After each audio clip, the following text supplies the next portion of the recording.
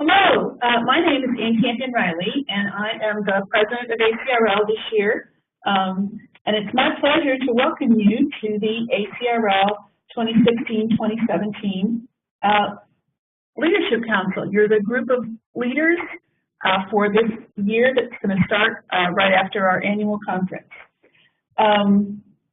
We really appreciate your commitment to ACRL, and we want to thank you so much for volunteering. I really want to thank all of you who agreed to be appointed, that were active in the association, and are now joining us. We couldn't accomplish what we do without your participation, and I in particular looking forward to working with you all through the 2016-2017 program year. Those three words on the slide, Mary Ellen Davis, our executive director, put up there. Those were three. She had asked all of us on the board to use three words to describe ourselves, and those are the three that I used for myself. And I hope that you'll have the opportunity to talk in person and do some activities like that when we see you at the Leadership Council in Orlando. So this is actually a flipped presentation for our orientation. What that means is we're sort of taking off the concept of the flipped classroom. We ask you to view this recorded presentation before the live virtual meeting on Tuesday, May the 17th. On the 17th, we'll have a short presentation with updates and highlights, and you'll have an opportunity to engage with the ACRL staff and board leaders. We hope that by giving you this opportunity to watch the orientation in advance, it will give us more time to address specific questions that you may have during the live session. And you'll also have a chance to evaluate this new format after the face-to-face session that we have, and we'll look forward to your feedback. ACRL board and ACRL staff, and board leadership will be on hand to answer your questions at the live meeting. And if for some reason you're not available for the live portion, the staff and all the leaders are always happy to take your questions by phone or email. We succeed when you succeed, and we want you to have the tools that you need to succeed. Some outcomes from today that we would like to see, we hope to give you an increased understanding of ACRL as an association and a division of ALA, so you have a better understanding of how we all work together and what your pieces of the puzzle are. In particular, I want you to understand the expectations that the association has of you as part of this group of leaders for 2016 and 2017. And finally, we want you to know how to get things done in ACRL. We are slightly bureaucratic, as you've probably noticed, so we want to be sure you know how to negotiate that. This session is going to focus on some sort of nitty-gritty details, but I also want to take a minute to say how rewarding working for ACRL can be. I've been involved for many, many years now, and I, in particular, really enjoyed being president this year, working with committees for the Plan of Excellence, put it into operation, meeting members, in particular my visits to some of the chapters and award presentations, representing our members at meetings, and working on behalf of all academic libraries. ACRL is a great organization, and members of it that I have met are very passionate, dedicated to their work and to the profession. And again, I want to thank all of you as my colleagues in leadership who are willing to share the responsibility for ACRL's continued excellence and exceptional service to our members, because you, our members, are what matter, and you as leaders are going to help us.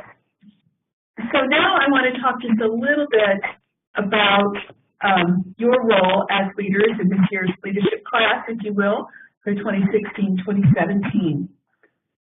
We're going to look a little bit at ACRL structure. I mentioned sort of nitty-gritty kind of things so you know how to get things done. This is something that we talked about a little bit at the Leadership Council last year, and on the evaluations we got from people, some said, oh, I want more of the nitty-gritty. Some said people shouldn't have interrupted to add things about the structure of ACRL. Everybody here already knows that. This is actually a tricky thing to keep in mind, and even as I said, I've been active for many years, the structure is still something that we have to think about and be aware of.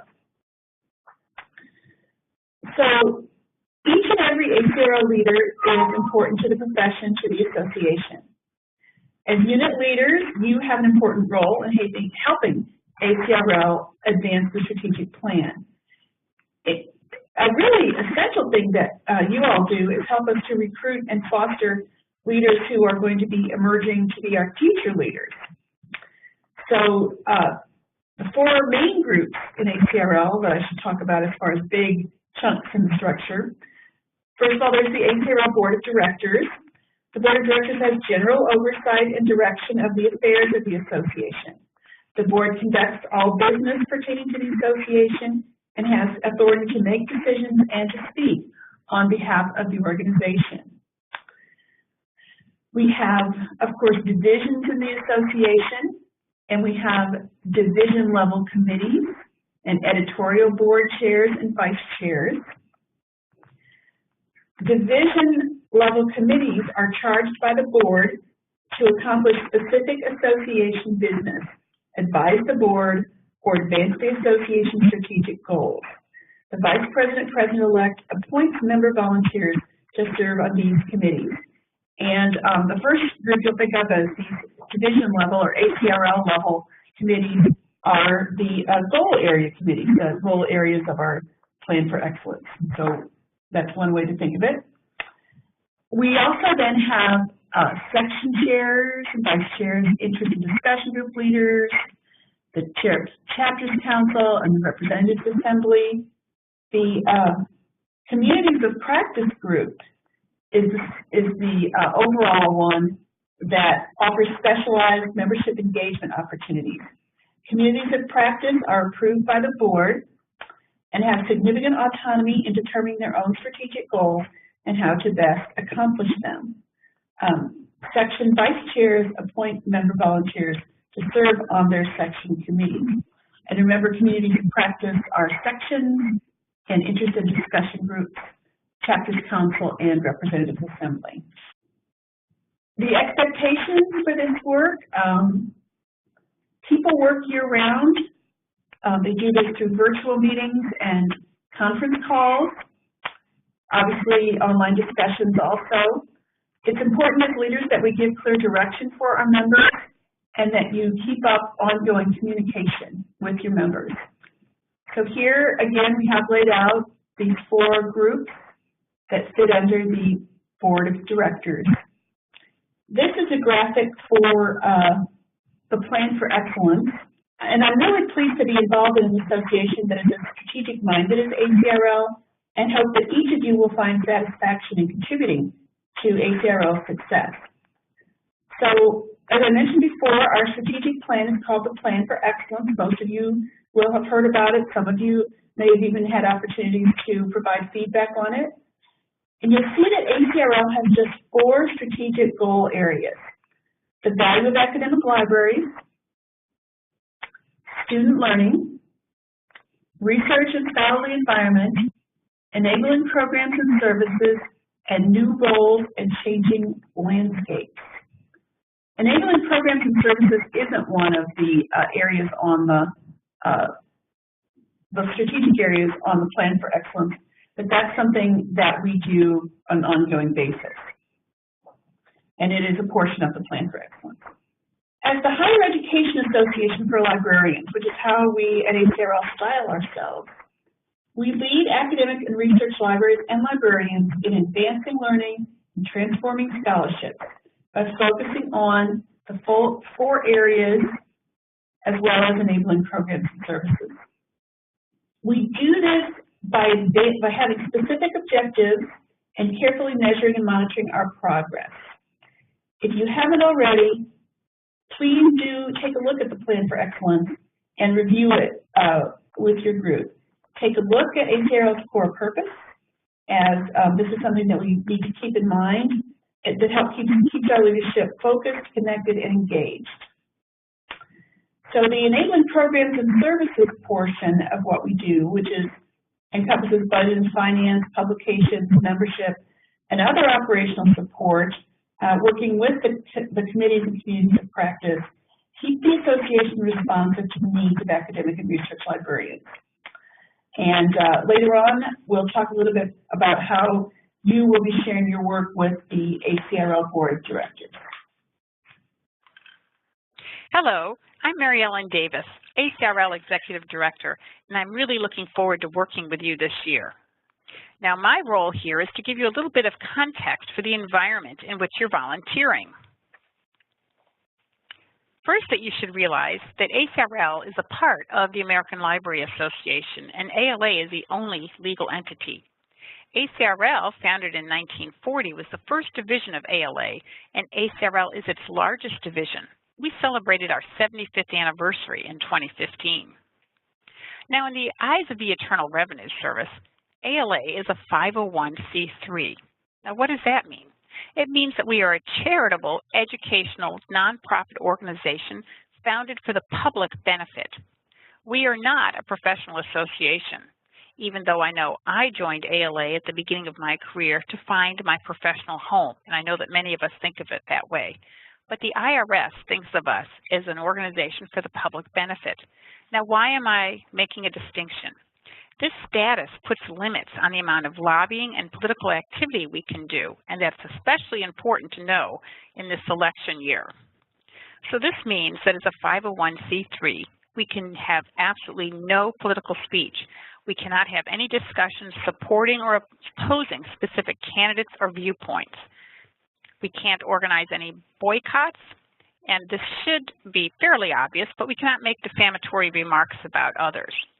Now, let me be clear, this is not a free speech issue. This is simply a tax issue because the IRS has classified us as an organization for the public benefit. And it would please me greatly if ACRL were not the one to cause ALA to lose its tax-exempt status. So if you're in doubt, feel free to contact me and we'll go over the specifics. Now, another thing you should know is that as a division of ALA, we are entirely self-supporting financially. We get no direct financial support. ACRL revenues, dues, registration, sales of publications, ads, etc., cover all of ACRL's expenses, including staff. ALA does not give us a portion of its money. And divisions pay ALA an indirect cost on non-dues revenue that is generated, which in FY17, fiscal year 17, will be 26.4%. So to illustrate, when ACRL charges you a conference registration, for every dollar that you pay ACRL to go to that conference, 26.4 cents goes directly to ALA. And ALA uses those monies to offset support services such as our IT department, our consultation for legal advice, the Human Resources Department, the Financial Services, the Membership Department, the Office for Intellectual Freedom, and things like that. Now let's take a look at a few key policies. Communication is so important, and as an ACRL leader, you may be asked to communicate or to send a letter or comment on a specific issue or a topic of interest to the profession. But please know that only the ACRL Board of Directors may speak for ACRL. You are welcome to comment and send letters on behalf of yourself as an individual, but not if you use your ACRL title. Now, the ACRL Board invites you to suggest to them when it is important for ACRL to make a statement on an issue, and they welcome your suggestions. And we do try to respond promptly. In the last year or two, our colleagues in Michigan asked ACRL to send a letter speaking against a proposed bill in the Michigan Senate, which would included in its budget proposal a penalty against any public college or university that was teaching a labor-related course or offered a labor studies program. This, of course, violates one of ACRL's core beliefs in the ALA Library Bill of Rights. So ACRL Board was very happy to consider that issue and send a letter to Michigan explaining how this bill would be a detriment to freedom of speech and information. Informal communication is also important within ACRL's work in the higher ed community. ACRL has a number of opportunities to work outside of the association. Individual sections, interest groups, ACRL officer staff, and the Liaison Coordinating Committee reach out to higher ed associations. And the Liaison Coordinating Committee coordinates an assembly of all ACRL members working with other organizations. And our goal area committees have developed talking points that ACRL liaisons can use when working with other groups. Your committee or section or community of practice might have issues that would be of interest to liaisons, and I know they would welcome your suggestions for talking points. Note that ALA policy states that only ALA Council can create formal relationships, and that would be a relationship when another organization invited us to have a formal role on their governance body. But those would be coordinated by ALA. But all the work that we're doing with our higher ed associations to present and to discuss and to contribute are just fine with our informal relationships on. A few other policies I wanted you to be aware of are surveys.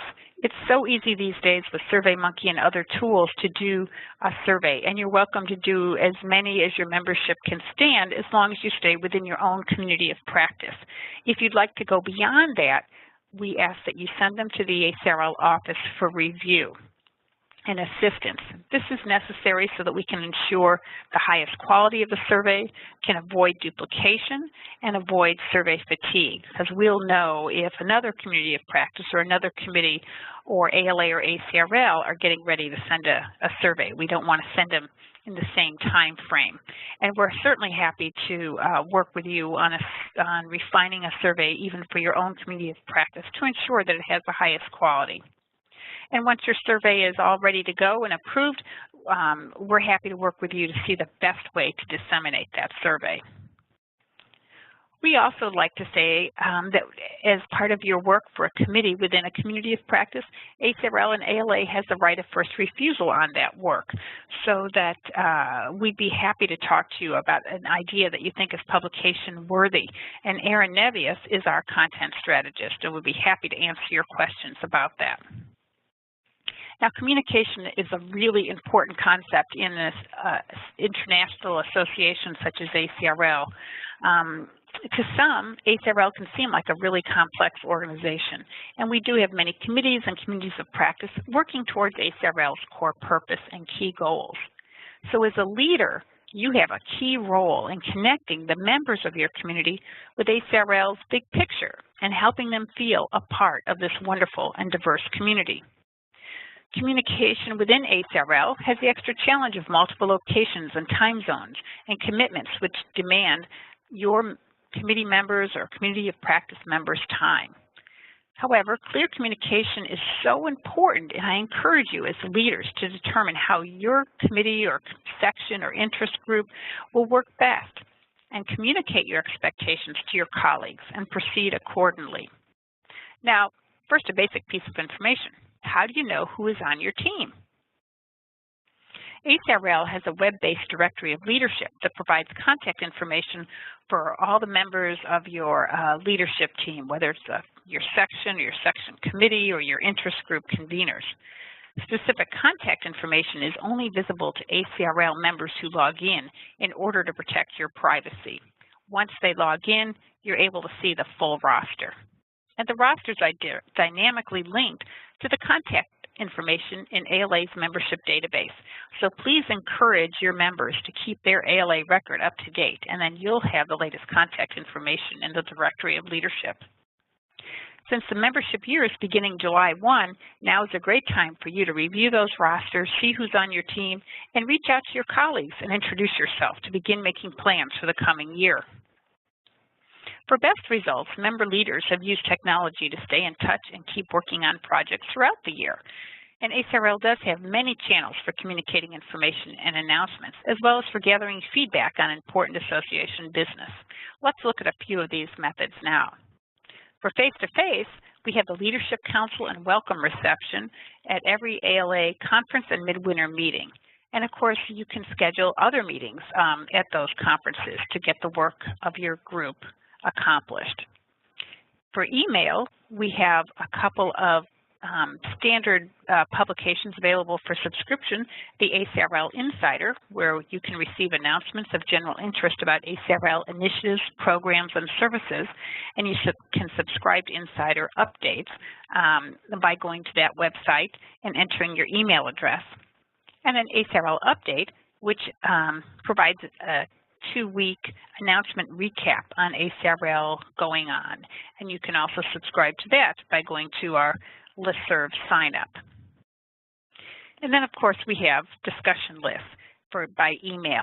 ACRL Leads is a listserv that we subscribe all the current chairs and newly appointed vice chairs to, where we will push out some common news for the good of the organization.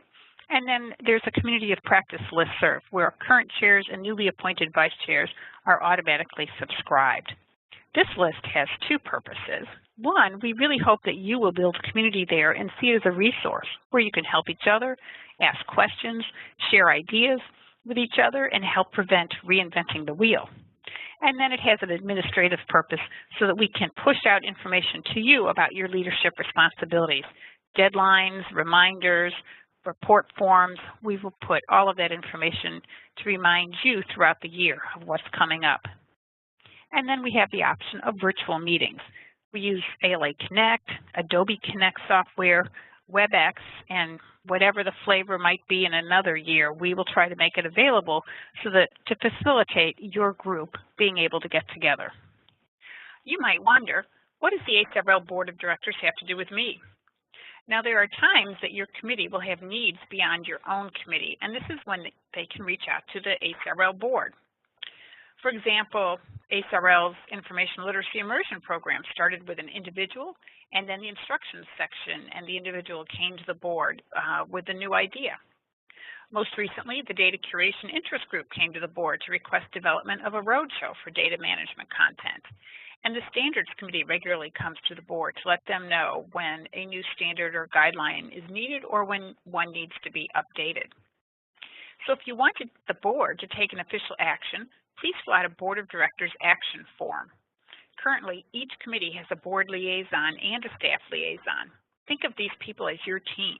If you're not sure whether or when to communicate with the board, ask your board or staff liaison and they'll help you. Now, we will send to you deadlines for reports and actions, and we'll put those on the electronic discussion list and the ALA Connect space for committees. Items are turned in prior to the conferences so the board has time to thoughtfully review and consider your requests. But the board also works virtually, so your items do not have to wait until a midwinter or annual conference for action. Now, the final place that we can get together is Leadership Council, which is a face-to-face opportunity for us to gather at the ALA midwinter meetings and annual conferences. Sometimes I'm asked by new people at Leadership Council, why am I here and why did I get invited? Well, as mentioned earlier, we really consider you the ACRL leadership class, and together you offer ACRL a great brain trust. We use this time to get your input. For example, we've developed ACRL Strategic Plan, the Plan for Excellence, with input from the Leadership Council. And we added a 4th goal based on discussions with the leaders over the last year. We share the thinking of the board on any number of new initiatives or governance or structural changes, bylaws changes, committees changes, things about the environmental scan, the future of academic librarianship. And sometimes we provide speakers or professional development opportunities. We've shared the Harwood Kitchen Table Conversations approach and taught appreciative inquiry and had speakers from the ACRL Harvard Leadership Institute attend. So we look for a variety of ways to enhance your leadership and get your input on managing the organization's future directions. This Leadership Council is followed by a welcome reception, which is an opportunity to meet and network with other ACRL leaders. I hope to see you both at the Leadership Council and the welcome reception this summer. And if we haven't met yet, I hope we will at those sessions. Please be sure to introduce yourself. I'm Mary Jane Petrowski, and I'll be reviewing some important deadlines, dates, budgets, professional development opportunities, and membership information. You'll be glad to know that ACRL staff will give you advance and abundant notice of all upcoming dates and deadlines via the Communities of Practice discussion list to which you've all been subscribed. This slide shows the most immediate deadlines for your section. You can see that your term of office is not exactly aligned with the ALA fiscal year, which begins on September 1, which means that the past chair will continue to approve any reimbursement requests for FY16 through August 15th. And then when you become past chair, you will have this responsibility. You've probably heard that ALA has an open meeting policy, and this applies to face-to-face as well as virtual meetings. We ask that you give 10 days advance notice of a virtual meeting in ALA Connect, and afterwards publicly post your agenda and minutes, as well as emailing them to your staff and board liaisons. We ask section leaders to encourage section committees that are meeting face-to-face in Orlando or virtually to submit what we call meeting highlights rather than minutes. The important thing is to focus on recording what key actions or decisions were made, as well as your next steps. It's very helpful to know who is going to do what by when. Your predecessors, the outgoing section chairs and interest group conveners, have until July 22nd to submit their plan for excellence implementation reports and meeting highlights. Now next year, when it's your turn to complete these reports, Megan Griffin will remind you and send you links to the form. The ACRL board uses these reports to assess our collective progress on the ACRL Plan for Excellence, and we'll be reading them in preparation for their strategic planning meeting in September. These reports are also a great resource for getting up to speed on the work of the section. Let's briefly review how funding and reimbursement works. Sections receive funding allocations in early October, and unused funds are not carried over to the next fiscal year. Since the ALA fiscal year ends August 31st, all reimbursement requests are due by August 15th. Section chairs approve requests for funding that are submitted by committee members before sending them along to ACRL. The past chair will approve reimbursement requests submitted in July and August. In addition, the ACRL annual budget does include unallocated funds for strategic initiatives, so if you've got an exciting idea for a new initiative that requires funding over and above your basic services budget, your board and staff liaison can help you shepherd your request. We'll come back to section budgets in more detail in a few minutes. As leaders in the association, you are uniquely positioned to identify colleagues who are deserving of recognition. We currently have 20 awards and 17 award committees, many of which are section committees, all of which would appreciate your nominations, which are always due the first Friday in December. A bit about membership information. Your section membership committee chairs are de facto members of the ACRL Section Membership Committee, and I am the staff liaison to that group. Every month, we will upload the most recent membership statistics, as well as lists of new, reinstated, renewing, and drop members into that committee's Connect space. We encourage section representatives to share these reports with their executive committees, as well as to contact the new, renewing, and drop members. These reports are generally available by the second or third week of the month. In 2016, we began a quarterly survey program for new, lapsed, and current members. These results are shared each quarter with the section membership committee. Although this information is not cross-tabbed by section, the reports do provide useful information on member demographic and interest. And speaking of membership, we'll be inviting you and your section membership committee members to help us staff the ACRL booth at the ALA Midwinter and annual conferences, as well as the ACRL conference coming up in Baltimore. So it's a great opportunity to meet new and prospective members, as well as to register for ACRL conference registration drawings. We'll also be reaching out to your membership committees next spring to solicit volunteers to represent your section at the ACRL 101 orientation program. This program is a chance for ACRL members attending the ALA meeting for the first time to learn more about getting involved in your section. ACRL offers several modes of online learning. Our e-learning program provides professional development that is focused on practical topics and issues. And every year there's an open call for e-learning topics. So please contact Margot Conahan if you have ideas or suggestions. Proposals will be reviewed and approved by ACRL staff. We also encourage sections to offer online discussion forums. The forums are free and open to everyone, and the publicity and preparation is handled by the section hosting the forum. All online discussion forums are archived on the ACRL website as an enduring resource for members, and you're welcome to link to them from your section websites.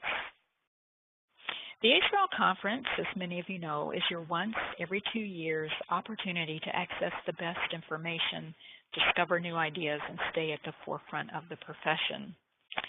2 pending deadlines of interest. The first is May 6th. Proposals for contributed papers, panel sessions, workshops, and pre-conference programs, those proposals are due. And then on October 14th is the deadline for poster session, roundtable discussion, TechNet presentations, and virtual conference webcast proposals. We hope you'll contribute. Finally, I look forward to meeting all of you face-to-face at the Leadership Council in Orlando, and I wish you safe travels to the ALA meeting if you plan to attend. Hello, my name is Megan Griffin, and I'm an ACRL Program Officer for Member Services. And in addition to being the staff liaison to ACRL sections, I'm also your primary contact for ACRL annual conference programs, section special events, and elections. So it's safe to say that if you have any sort of ACRL-related question and are unsure of who to contact on staff, you can always come to me first, and I'll point you in the right direction. I really look forward to working with you in the coming year. There are really a lot of ways to serve the professional development needs of your members. And some of those ways include articles or standards or web resources or online discussion forums or pre-conferences. But another option to consider is an annual conference program. The Professional Development Committee of ACRL oversees the annual conference program process, and we refer to them as the PDC for short. The PDC uses a competitive, peer-reviewed selection process, so not every program idea will be accepted. But this is a great opportunity for joint programs. ACRL is allowed approximately 20 programs at each annual conference. Division-level committees, sections, interest groups, and also individual ACRL members can submit proposals for annual conference programs. Proposals will be evaluated in the same way using the same selection criteria. It is a blind peer-reviewed process. So some dates to think about for 2017 program proposals. Those will be due on September 1 of 2016, with notifications going out to submitters in October of 2016. And then thinking ahead, 2018 proposals will be due in September of 2017. Please do consider discussing your 2017 program topic and possible collaboration with other ACRL units or individuals during an online chat that we have set up in ALA Connect. The chat will remain open throughout the summer of 2016, so you're welcome to check back and review any requests for collaboration. You can find a chat link on the ACRL website if you go under Conferences and then click on Annual Conference Program FAQ. There's plenty of information in there, including the link to that chat that will remain open for the summer. So if you have additional questions, please do check out Chapter 9 of the online ACRL Guided Policies and Procedures, or of course, you're always welcome to contact me directly. Moving on to section basic services budgets, this chart shows the fiscal year 2016 basic services budget with the ranges based on the section membership as of August 31. We use the August 31 figures every year for budgeting purposes. So each section receives a $1,000 base and an additional 75 cents for each member over 400.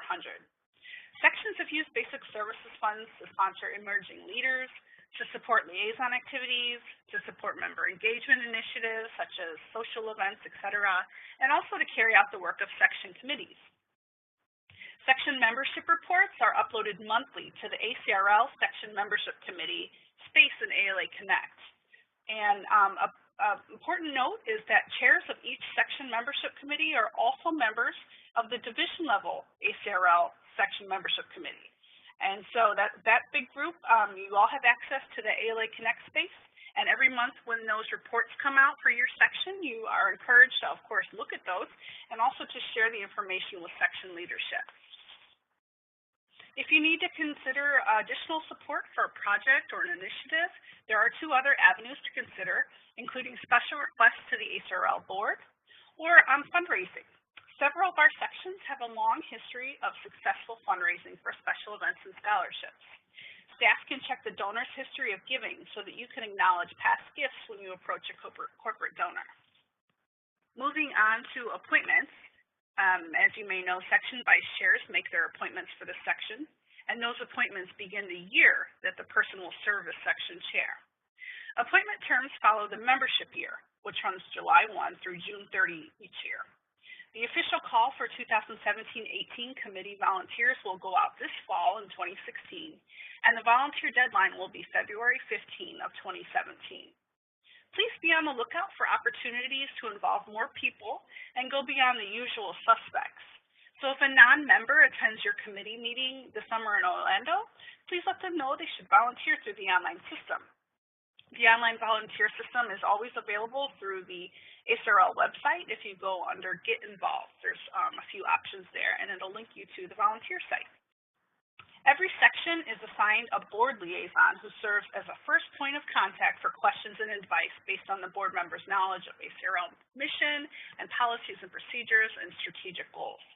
Board liaisons are assigned by the incoming president each June, so please be sure to check your roster next month to see who your board liaison will be for the coming year. And here's your ACRL staff communities of practice team. So again, I'm Megan Griffin, and I'm your main staff liaison for sections and appointments, also special events and programs and the election process. Some of you may also have contact with Chase Alice, who is our staff liaison for ACRL interest groups and discussion groups, for awards, and also for chapters. We are both here to support you and your unit, so please don't hesitate to contact us with questions throughout the year. Let me quickly flag one resource on the Working with ACRL page, which I encourage you to take a look at. The ACRL Guide to Policies and Procedures is a really detailed and comprehensive guide that staff updates after every board meeting. It's an important resource to familiarize yourself with. Next, let's talk a little bit about ALA Connect, which hopefully you're a little familiar with. And just to note that ALA is actually in the process of transitioning to a new platform for ALA Connect. The transition is expected to occur during the 2016-17 cycle, but many of the features that we'll talk about today will stay the same.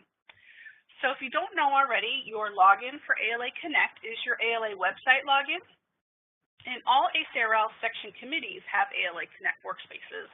And in addition, each ACRL section has a main homepage in Connect where section members are automatically subscribed. So this is synced with the ALA membership database. ALA Connect does send out email alerts when new content is added to a space. So I really encourage you to log into Connect and go into your account area, and you can edit your email notifications to make sure they're turned on appropriately. Again, please encourage your committee chairs to let committee members know that they must keep their ACRL membership current, or they will lose access to the committee's ALA Connect space, since, as I mentioned, it is tied directly to the ALA membership database. Another thing to think about is if your committee has not yet determined an organized way to share documents in Connect, you really should maybe take some time to do so. For example, all ACRL board minutes and document compilations are in Connect, and section committees are advised to use their ALA Connect space as a way to make the required public announcement of meeting agendas and minutes. Within your ALA Connect space, you can facilitate your committee's work using discussion posts, the calendar, and even a file folder structure for document sharing. This is one of the best features that was added to Connect, so I wanted to quickly mention it. It's very useful for a lot of sections. The file folder structure allows you to keep things organized and to easily pass materials to incoming committee members each year. Currently, you can make files public, which means they're accessible to members outside of your group, or you can keep them private so only your group can see them. So private documents mainly pertain to items with sensitive information. So for example, if you're evaluating award applicants. Per ALA policy, all activities of committees, boards, etc. of ALA and its units should be conducted as openly as is feasible.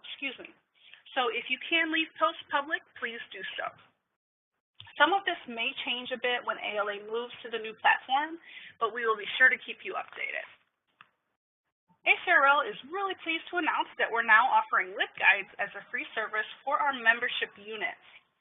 This would be for ACRL committees and task forces and sections and interest groups, discussion groups. We have access to LibGuides and LibAnswers, and we want to note that LibGuides should not replace ALA Connect, where you're supposed to be storing your minutes and agendas, but LibGuides can be a really great resource for sections. So if you're publishing a toolkit or an FAQ or a bibliography, etc. Please don't hesitate to contact me regarding questions about LibGuides or access to it, of course. Moving on to the Plan for Excellence implementation reports that you may have heard about. Each section gets the opportunity to tell the board about all the accomplishments that the section has made by submitting a Plan for Excellence implementation report each year. Section chairs are responsible for submitting their section's report at the end of their term as chair. This online report is a way for ACRL to track and monitor progress towards plan goals and objectives. So this report on your group's activities is really an essential document for strategic-minded association. The board also realizes that many sections provide a niche home for ACRL members, and so the forum includes an area for you to report on important activities that might fall outside of the scope of the Plan for Excellence. Again, the deadline to submit the report comes each year after the annual conference, which allows you to include any projects that were completed at the conference. As leaders, you will get the details on completing the current year's report in the next few weeks, and new leaders, including new section vice chairs, should start thinking about how best to track your section's activities throughout the year, so that way you'll be in great shape to submit your report next July, right after the 2017 annual conference. And now I'd like to pass things over to Elois, who will tell you a bit about virtual meetings. Hi, my name is Elois Sharp, and I'm the ACRL Program Coordinator for Governance, and I'll be talking to you today about meetings. During this section, I'll be discussing both face-to-face and virtual meetings. ALA will meet next year in Atlanta for midwinter and in Chicago for annual conference. Many committees meet face-to-face at ALA conferences, but this is not required at all. ALA is changing the focus to having its conferences focus on conversations and content, so please feel free to meet virtually. If you're interested in meeting face-to-face, ACRL staff will notify you of the process and deadlines for scheduling meetings at conference this fall. When you schedule a meeting, you also need to request your AV. That's very important, such as your flip charts and your microphones. Please note, ALA can only provide very limited support for blended meetings, which are meetings with some people in a conference room and others participating virtually. This is based on availability and depends on the conference setting. You will need to request remote access, AV, by the deadline. Don't worry, I'll send you that information via the COPA listserv. Now regarding virtual meetings. To facilitate year-round work, you may want to meet virtually in between ALA conferences. But since you're not required to meet face-to-face at ALA conferences, you may want to exclusively meet online. If you'd like to use the Adobe Connect or WebEx software that we're currently using for a future virtual meeting, please contact me to schedule a meeting. The ACRL Guide to Policies and Procedures describes the support we provide for virtual meetings and what information you need to schedule a session. The open meetings policy applies to virtual as well as face-to-face meetings. You should publish your agenda and public notice of the meeting 2 weeks before the meeting in ALA Connect. A public record of the meeting in the form of meeting highlights must be posted within 30 days of the meeting. Please note, formal minutes are not required. That's not necessary. But basic notes that capture actions and major points should be posted to ALA Connect following the meeting. These minutes should also be sent to Megan Griffin at mgriffin@ala.org so that they can be archived and shared with the ACRL Board of Directors. Other alternatives are conference calls. That's another great meeting method, and you can use any conference call service you have available, or you can set up your own account at freeconferencecall.com. To facilitate meeting scheduling, you may be interested in using the free doodle poll as well. Now let's talk about meeting effectiveness. Some of you may be experts at planning committee meetings, developing agendas, and facilitating meetings, and then some of you may be new to the process, and that's okay. A few years ago, EBSS received special funding to work with Ellie Minham, the ALA parliamentarian, to develop these tip sheets to help you plan, manage, and report out your meetings. They are really excellent resources, and you will have access to these resources in ALA Connect on July 1st, 2016. You might want to recommend that to all your section committee chairs to take a look at them. And that's meetings. Thank you. So to start a wrap-up, I have some next steps for each of you. First of all, you need to make sure that your ALA Connect profile is up to date. It's nice if you can add a picture of yourself. Some of you may have pictures that you use at your own institution. That would be great, just so people have a sense of what you look like. You also need to go ahead and reach out and introduce yourself to your committee, the group that you're working with, and welcome new members. And you can do this by email or phone or however you prefer to communicate. You should talk to the outgoing chair, if you don't already know him or her, to familiarize yourself with the work of the group. And as I mentioned earlier, take a look at the Plan for Excellence and read the Plan for Excellence implementation report when you can. I want to thank you once again for viewing this recorded presentation, and apologize for my partisans stutters and whatnot here and there. But thank you for taking a look at this in advance of the May virtual meeting. I look forward to meeting with you in May and hope that at that time we can answer any questions that you may have about working for ACRL goals.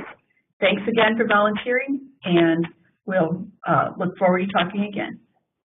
And I hope to see you in Orlando. It's going to be a great conference.